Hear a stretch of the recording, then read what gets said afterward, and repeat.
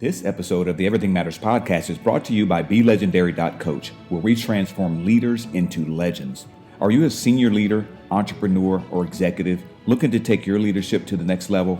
Are you dealing with things such as imposter syndrome, concerns with whether or not your leadership is lingering long after you've completed face time? Looking for new and innovative ways to connect with your team and to gain buy-in from stakeholders that you deal with on a daily basis? If any of this sounds like something that you're dealing with and you would like to take your leadership to an extraordinary level, your effectiveness to a legendary level, visit BeLegendary.coach. That's www.belegendary.coach and schedule your free performance analysis today.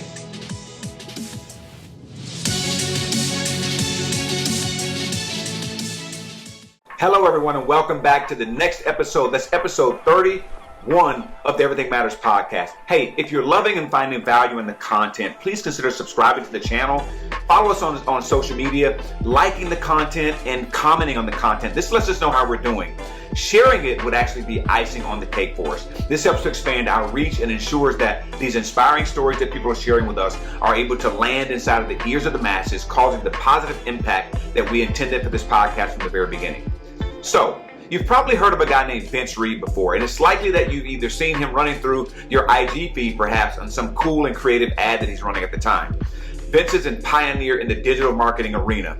Before the real estate crash of 2008, Vince was making a living as a loan broker, originating mortgage loans. Then, like it did for so many of us in this industry, including myself, the bottom fell completely out. This forced Vince to have to find a way to reinvent himself, his life, and his career. He stumbled into the emerging world of internet marketing, which no one really knew what it was at the time, and he immersed himself in it completely. Vince saw what was coming, and he wanted to be standing right in the wake of it all. He would ultimately go on to write books and be featured as keynote speaker and subject matter expert for digital marketing and lead generation events around the world. Vince recently developed a groundbreaking software called Eboov. Eboov leverages what Vince calls IVC, or in-video conversion technology, that empowers businesses to convert leads at a significantly higher clip, up to 40 to 50x times what's typical. I'm absolutely thrilled to feature Vince Reed on this episode of the Everything Matters podcast. Get ready for a ton of value. Business owners, entrepreneurs, marketers, listen up. Vince, let's get it popping, my guy.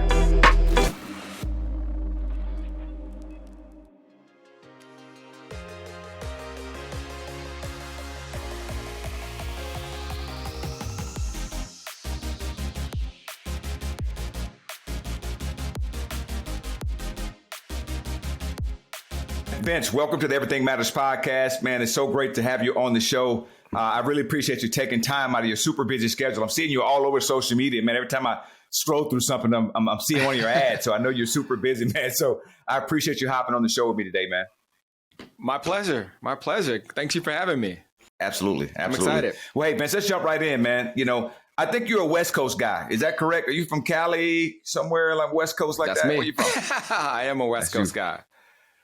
Southern California or Northern California? I'm from Southern California.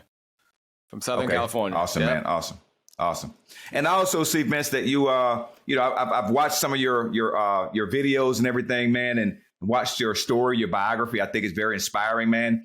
I see a lot of similarities in you that I see in myself, and that you really are a servant leader, man. You really are committed to helping people. So I want to dive into that a little bit more. One of the other things that intrigued me about you is that you're a former athlete, which is myself am as well. I played at Northwestern State University, led it 4 years. And I know you played at Colorado University. What position did you play over there, man? I see you. I came in as a safety, but I played running back. I was a running back in high school. It was reversed. I was a running back safety in high school, but when I got to college, they brought me in as a safety, and then I ended up switching back to running back. Gotcha. And what was the college experience like for you, man? I know I made some great friends, great connections during that time. What was it like for you playing ball over there? It was the best time of my life, man. Loved college experience. I know a lot of people don't believe in the whole college thing. I wouldn't trade it for the world. Best time of your life. I think everybody should experience college. Dig it, man. Totally agree with you. Totally agree. It's a great move. Now, I got to ask you this question, who's coaching over there at your alma mater?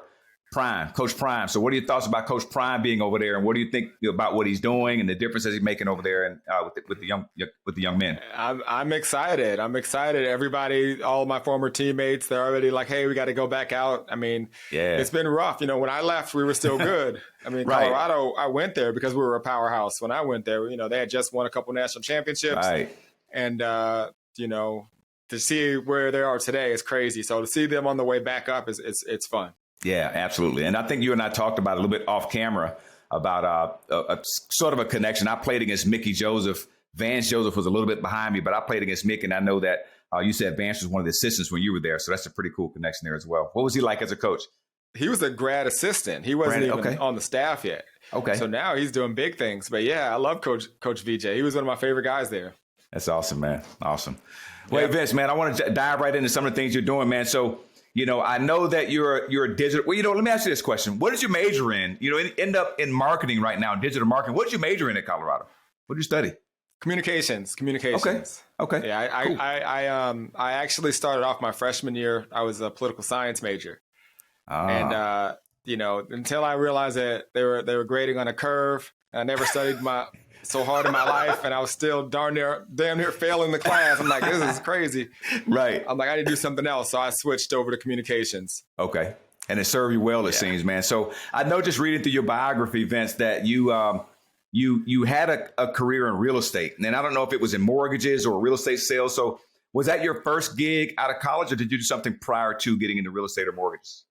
Yeah. So my first gig was working at a bank, making $24,000 a year. Okay. I worked at ING Direct. Okay. I worked at ING. It was like an online bank. I don't know if you remember. I remember that. ING Direct. Yep. And, you know, one of my cousins one day came and picked me up for lunch, and he was telling me how he was doing loans and how he made like 17 grand. And I'm like, for the year? He's like, no, for the month. I said, where do I sign up? Sign up. And then I quit like a week later. And next thing you know, I was doing mortgages. Dig it. So yeah, that's how it happened. That's awesome, man. So, you know, I know also that you went through this, the crash. I'm guessing it was the 08, 09 crash. Was that the one that you were a part of when you sort of had to reevaluate everything? Yeah.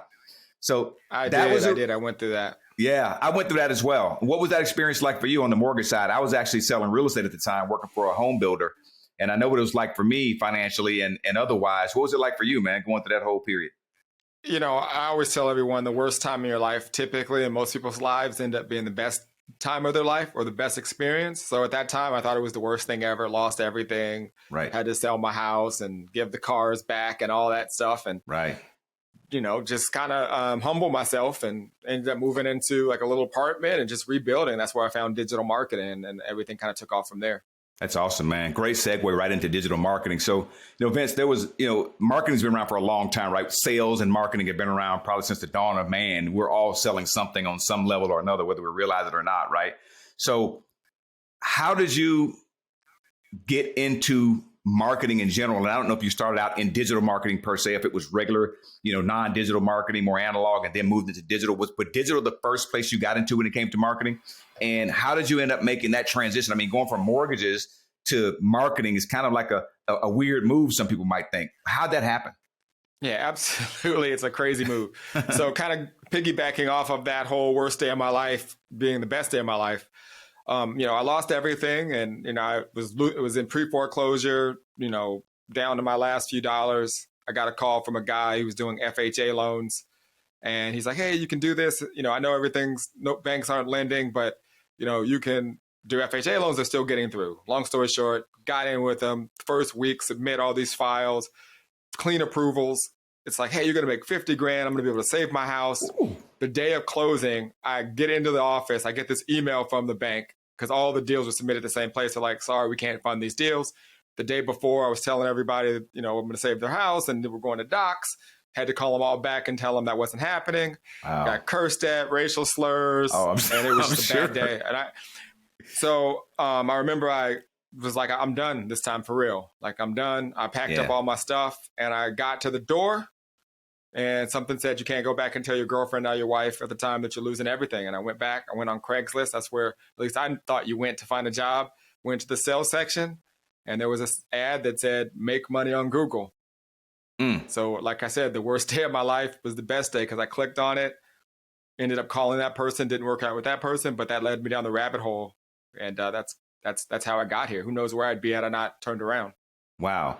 So make money on Google. So what was the ad about? What were you going to be learning to do? How would you be making money on Google? Yeah, so I didn't know. And you're talking to a guy, by the way, that could barely send an attachment on an email. I was not, even though I had done really well on mortgage, I had processors and people helping me. I didn't know, I wasn't a computer person like that.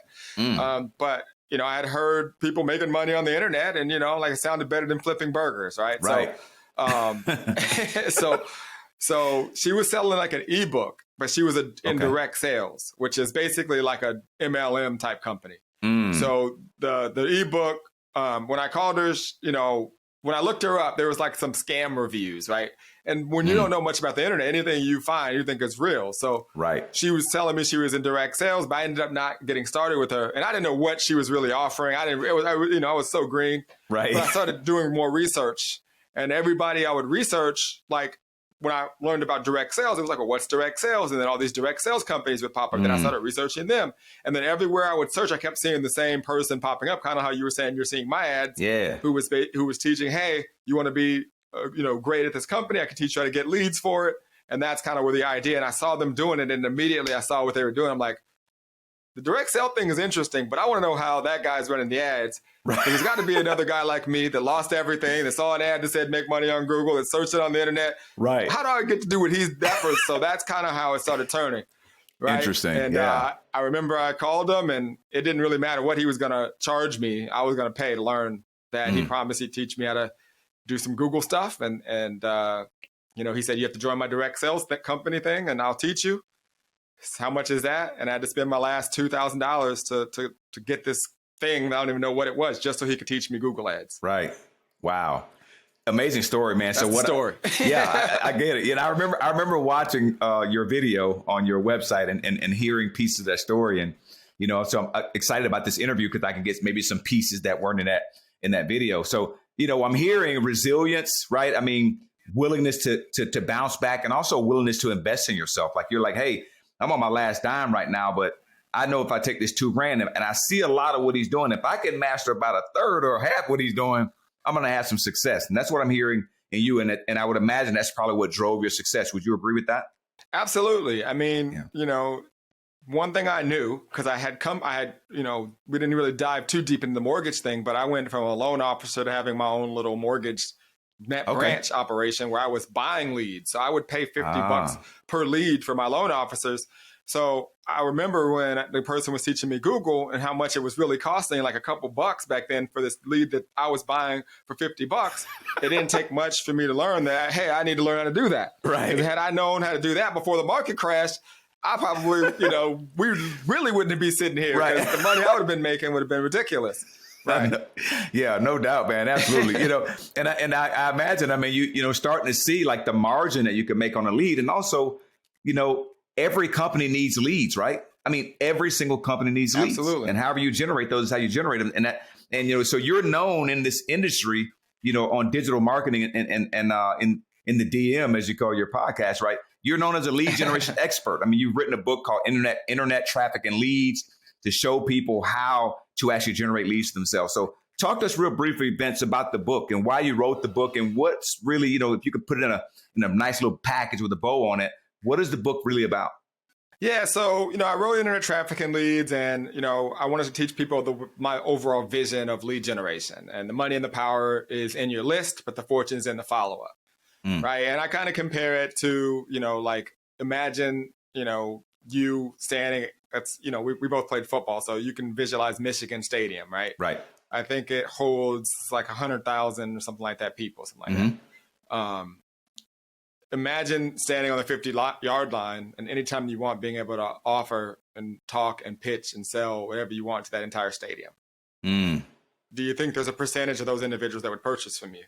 So Internet Traffic and Leads is really focused on list building and understanding that, if you understand what drove that person to provide you with a name and email. And by the way, the name and email is a micro transaction, right? So people look at it as free, but it's actually really valuable. And the way you can gauge that is just go outside right now, walk up to the first person you know and ask them for their name and email.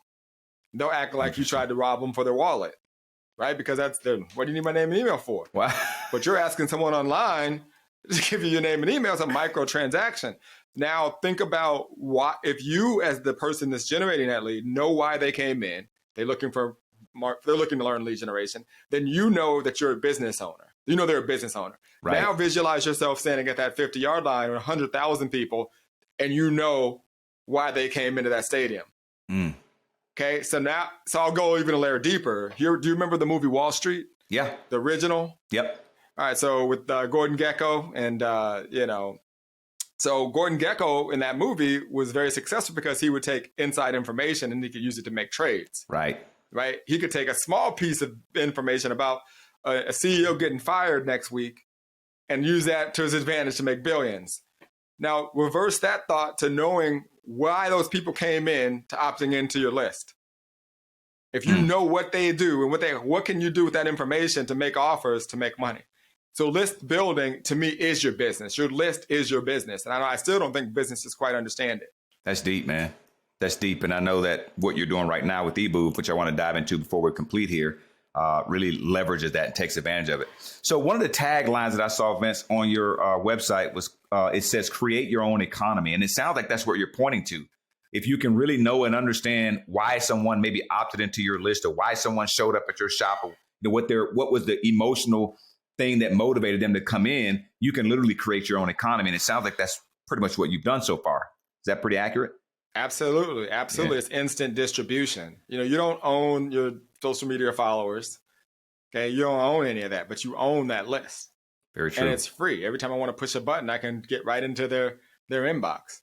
Now I know some people, well, email's dead. Okay. Well, I can also upload that email list to any social media platform and put specific ads right in front of them. Wow. Right. So is my email list dead? All right. So there's I can create a custom audience based off that data. So if I have a list of 100,000 people, can I create more of a list of more people like them? So people, they don't really think deep enough to understand the power of list building. So that's what the book was all about. That's awesome, man. That's awesome. And, I was going to ask you what your thoughts were about whether or not email was dead. That was one of the questions I had to ask you. And you just answered that question. It is not dead. There's a lot of value in having just a captive audience, so to speak, which is beautiful. Right.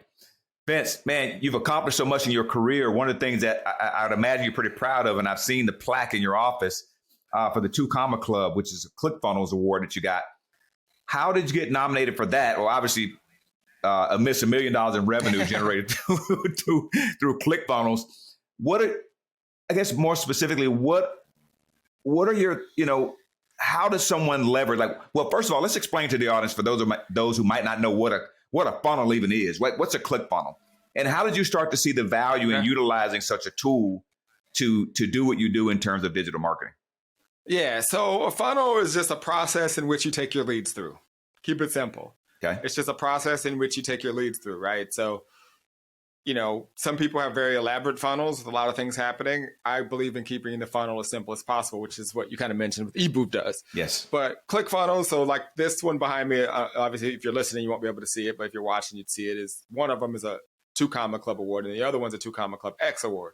Okay. And you don't really nominate, you just have to produce. They do the research and they check to see if you made the money. So once you hit 10 million in revenue, then you get a 2 Comma Club X award. So if you've driven the traffic through a funnel that's generated that. Gotcha. So that's how that works. And I will tell you, that sounds great, but and I'm proud of it. I mean, obviously, but I look at it like this. It's all relative, right? If I were to come into a room with Bill Gates or somebody and told him I had a 2 Comma Club, they'd laugh me out the boardroom, right? So, yeah, I want you to keep that in mind, right? When you think about a funnel and honestly play big, because that's kind of what led to Eboov, and my mindset is to play a lot bigger. But ultimately, it's all math. It's all numbers. It's really not magic. It's math. And any number you want to hit, it's math. And once you break it down and really think of a funnel in that prospect, meaning how many people do I need to hit? Okay. What if I hit this many people, what would I need to say to get them to actually provide me with a name and email without slapping me across the face thinking I'm trying to rob them for their wallet? Right. What would make them want to opt in? Because there's a difference between someone opting in out of curiosity and someone opting in out of necessity. And that, again, kind of goes to the Eboov situation. See, most people use funnels and they're creating these crazy elaborate opt-in pages that are getting leads, but the people aren't opting in out of necessity. They're opting in out of curiosity. And that's why you get the fake data, people opting in, not watching your video. So all the math doesn't work. you're better off getting a higher cost lead of the person that you know what their problem is, that are opting in because they want a true solution to solve it, and then letting the math work in your favor, then you can reach any financial goal that you choose. Interesting. So that hopefully explains how you want to think about a funnel. Yeah, that's dope. I love that explanation. So having the success that you've had using funnels and being able to use them effectively, right?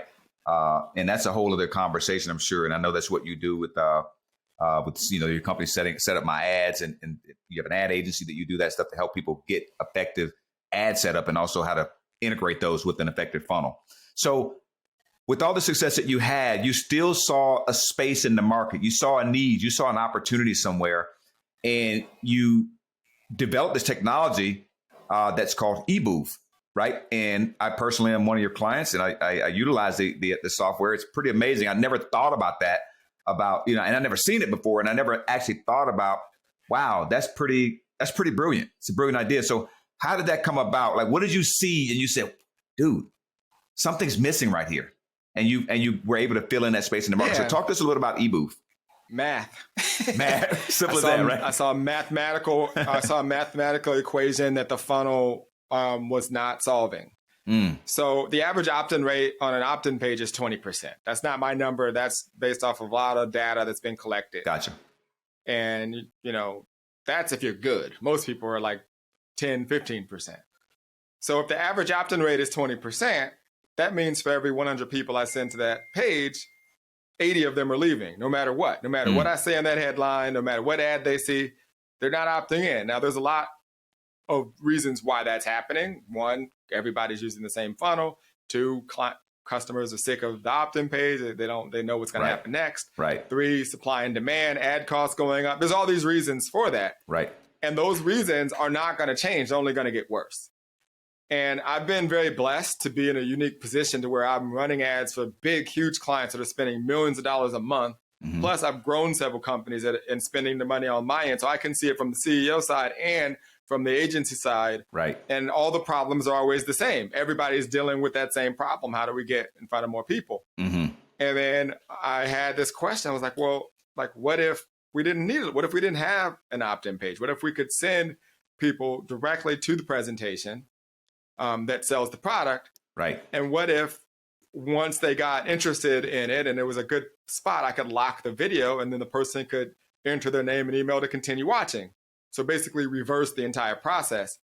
Now, that might sound like something that already exists because I know some video companies have this overlay feature, which allow you to cover the video. Right. And I tried that. I tested that for years because trust me, I wouldn't have spent the hundreds of thousands of dollars investing in this technology. Right. If it was already there. But that technology, it wasn't mobile friendly, and 95% of traffic comes to mobile. You could actually bypass that little overlay block. It didn't integrate with all the CRMs and things that people are using. Mm-hmm. It didn't track pixels and fire, so I could run it with ads. So there was all these things that didn't work. Right. So that was when I was like, well, let me build this for myself and see if it works. And we did the prototype and started working, and then the numbers were just crazy. I mean, I turned it on and immediately I doubled lead flow, and I was just so blown away by two things. The ability of a person opting in out of necessity because they actually wanted to continue watching, took my open rates on the email, and this goes to his email dead, from on average, people are seeing 3 to 10% open rates to on average 55%. Wow. Now someone's opting in for my video, I'm getting over 50% of people opening up the emails. Wow. And 40% of the people clicking on the link.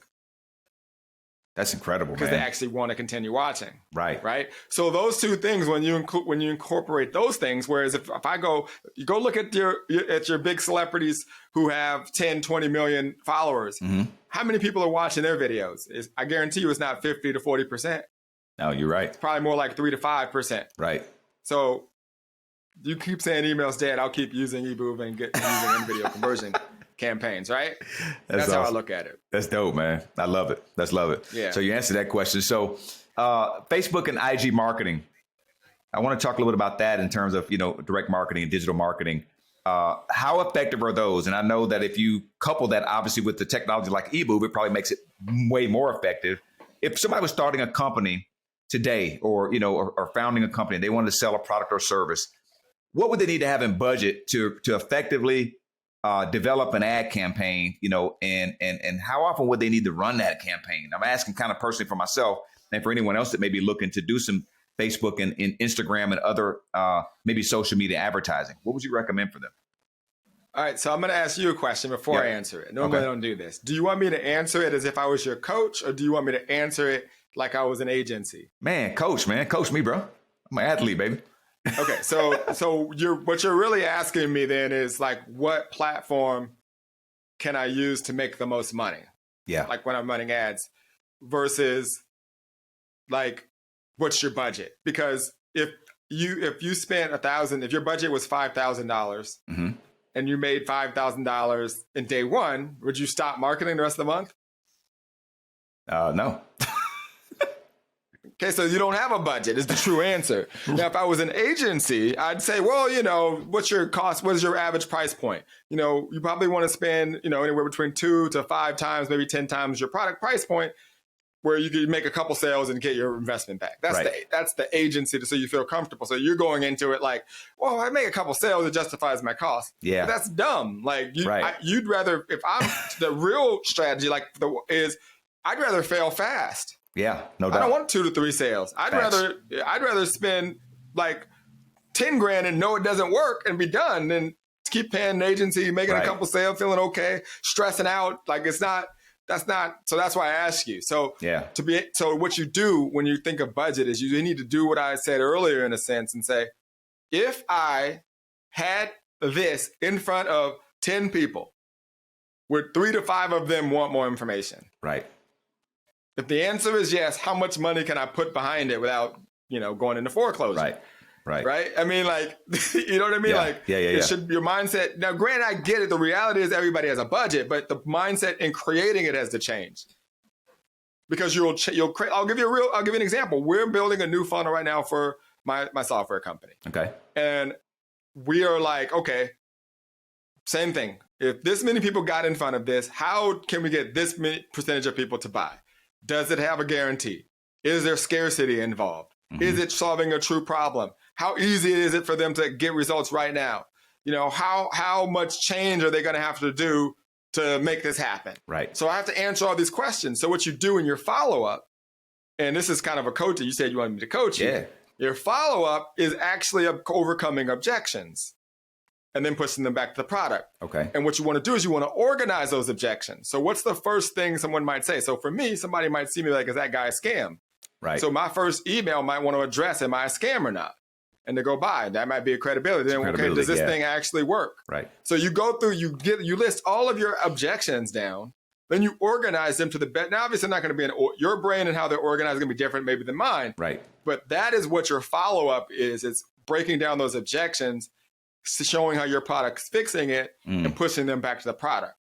Now, when I ask you what's your budget for advertising, you say, okay, if I'm spending 10 grand and 20 people are going through this and these things are getting answered, how many people can I push through that? Because I know that the outcome is 2 to 3 of them are going to buy out of 10. Right. Therefore, I'm running a profitable funnel. How many people can I push through? Facts. So it's not really you should never have a budget mindset, even though I agree that there has. You need to have, before I launch anything, are these particular things set up? Got it. In order for me to profit. Makes sense. So your whole follow-up is, like you said, addressing those objections, which is essentially whether it's credibility, right? Knowing whether or not you're a scam or you legit. Break that down. It moves them closer towards buying something. The next email or next communication is something breaking down another objection, or maybe you break down a 2 or 3 in one email. But either way it goes, however you have that structured and set up, it's moving them more towards your product and towards buying something from you. That's brilliant. But think about how most people's funnels are. Most people are like, buy, you better buy now. It's going away. Right. Okay, its price is going up. Okay, and then you never hear from them. Then it's a different product. True. So that's not that's how most, and they wonder why it's not working. That's awesome, man. Great stuff. I appreciate that. I'll send you a check in the mail, Vince, for that coaching, bro. So last couple of questions I want to ask you, man. So I know, like I mentioned this very early on in the interview, that, just watching your video and seeing what you really stand for and the difference that you want to make. You're all about helping people, man. So, what do you want to have people say about you? Like when all is said and done, like what do you like to leave people with after they've either coached with you or worked with you as a as an agency or work with you as whatever, in whatever capacity, what do you want to have people say about you when it's all said and done? You know, it's funny because I don't really, what I focus on is getting better every day. Okay. Right. I'm I'm internal, right? And I try to do the best that I can to help individuals based off of the information that I know. Right. So, I believe that the way other people think about you, if you do those things, will just work its way out. Yeah. You know what I mean? I don't really focus on because to be real with you, I think people spend too much time worried about what other people think about them. Yeah. If you do right, if you help people, if you know your heart, then people are going to have their perception, and then people still might hate you. Yeah. Oh, yeah, We've for sure. seen that through history. So Absolutely. For me, it's more internal. How can I be the best dad? How can I be the best, husband? Right. How can I be the best CEO, boss to my employees? And how can I be the best coach and trainer and provide value in my time and resources, the things that I didn't get? Like, I'll be real with you. I couldn't have got this when I got started, which you have, right? Right. There was no podcast, right? True. Now that these things are available, how can I give more of myself to get this information? Like, so I'm really happy for podcasts and for these types of things because I think it helps people get to their end goal faster. So overall, I guess if you do want me to step back and think about it, just a guy that just gave freely with nothing, without wanting anything in return. That's dope. Yeah, that's what I was hearing. And everything you were saying, I'm like, you're just a giver. You're like, hey, it doesn't matter what anyone else says about what you did. It's about how people felt after interacting with you, what value you gave to them and whatever they were up to. That's what I hear. Brilliant stuff, man. So I've lost, but I want to say one thing on that because I think this will hopefully impact people in a different way because business is great. But everybody that I know that's been close to me, I've lost some close people in my life. My brother, who was my best friend, passed away. I had a mentor that passed away. And the things that made them so special wasn't the fact that they were a mentor or a brother could help me make money or was just a good brother. Right. It was that I realized that people don't really remember, all of the things you say or even do. Right. They actually remember how you make them feel. Right. Absolutely. So the reason why I was so touched by my brother is the way he made me feel, like the way my mentor, it wasn't even about business. Yeah. So if you can leave an impact on people where they just leave feeling better after you go, that should be the goal. That's my goal to answer your question. I love it, man. And God, man, we need more of that in the world, brother. So I appreciate you for being the contribution to people, man, and making a difference. Vince, it's been a great conversation, man. Power packed, brother. I appreciate you coming on again and giving me some of your valuable time to talk about digital marketing, man, and share your story with us. How can people follow you? I know I follow you all over social media, but how can people find you? How can they follow you? How can they learn more about Eboov? What would you recommend them go? Yeah, definitely go to eboov.com. That's EBOOV. Entrepreneur, business owner, online video is what it stands for. And the best place to follow me is on Instagram. That's like probably the only platform that I really actively look at and am on. I mean, we post on pretty much everything. But Instagram at Vince Reed Live. Awesome. Dope, man. Vince, have a great day, brother. Again, great talking to you, man. And keep me posted, man, on what's happening with you. Come back and visit us again sometime. And I'll be in touch. I will. Thank you for having me. All right, buddy. Thank you Take for care, having man. me. This is Doris Brown's baby boy. We out.